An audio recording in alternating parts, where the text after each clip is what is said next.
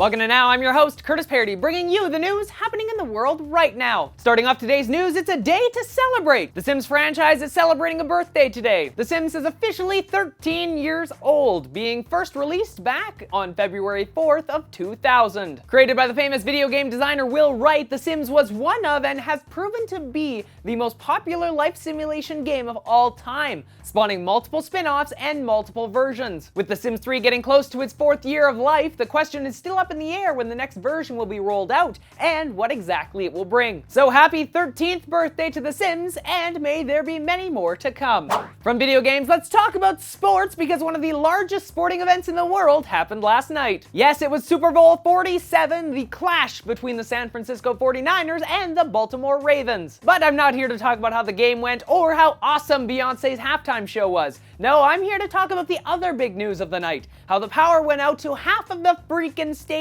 Just as the teams were about to get back into the game after the halftime show, the power to half of the stadium went out. The official statement blames the fault-sensing equipment. This system monitors the energy levels coming into the huge building. If the energy levels start to fluctuate in the system, well, it responds by shutting down that part of the building to prevent damage to the power system. So it makes sense as to why it happened. It just happened to be one of the worst possible times for it to happen. Eventually, backup generators were able to supply enough power to relight the Superdome, but it took some time for that to happen. You can't just flick on a light switch and have all of the power to half of the building go back on. That would cause some serious problems. After the players stood around for close to 35 minutes, they were finally able to continue on with the game. One of the best parts about a problem like this is watching the world respond to it on social media. People were all aflutter, they're all tweeting about the lights being out, but some companies even took to using it in the way to promote their own product. Check out this sweet picture tweeted by Oreo. It's absolutely brilliant marketing on their part, because you really can still dunk in the dark. Personally, for myself, a tech-savvy, non-sports oriented person, I'm more interested in what people are saying about an event online and social media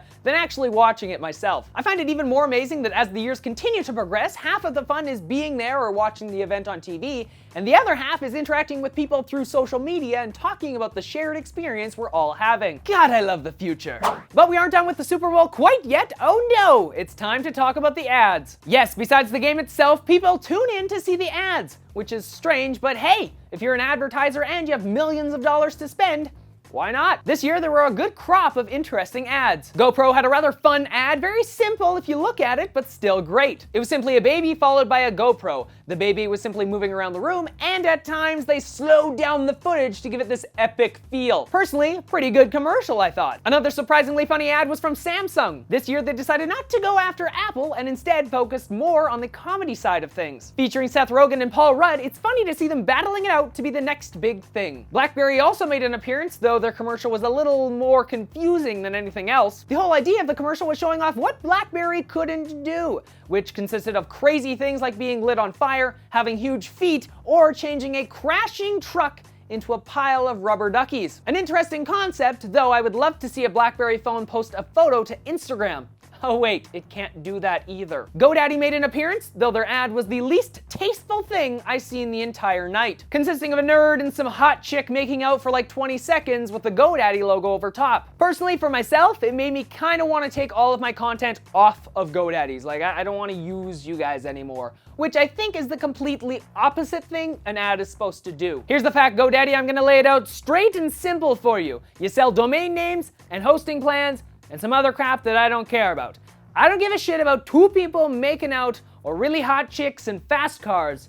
The only thing I'm thinking about is trying to find a place to host my website. What I need is someone who can host my website, domain names, along with being stable and always online. That's all I want from you. If I wanted to go out and look for porn, well, you should know this thing called the internet, yeah, it's full of that stuff. Okay, off the GoDaddy rant, and on to the last thing, Iron Man 3. Yes, the Iron Man 3 extended trailer premiered during the Super Bowl, and oh my god, looks amazing. I'm really excited to see this movie just because it looks darker than the past movies. Now, maybe that's just because of the result of the Dark Knight having like warped my mind or something, but I'm pretty excited about this movie as a whole. And from what people keep saying on social media sites, I think other people are pretty excited about it too. So those are just a few ads that stood out to me, but now I want to know. If you were watching the ads last night or happened to catch some online, what were the best and the worst ones for you? Tell me in the comment section below, or of course you can let me know on my Facebook page, through Twitter, or on Google+.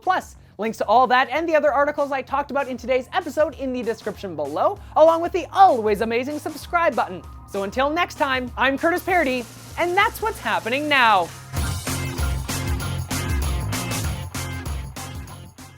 Hey everyone, hopefully you enjoyed this video. You can of course check out more videos that I create by clicking on them below. Check out Now for the latest news happening in the world right now, Paradise Gaming for some fun gameplay videos, or of course my vlog channel to see what I'm like outside of my studio, if you want to know about that. Also, if you're interested in supporting the show and getting some new clothes like this shirt for yourself, you can check out the store at thecurtisparodystore.ca. See you guys next time.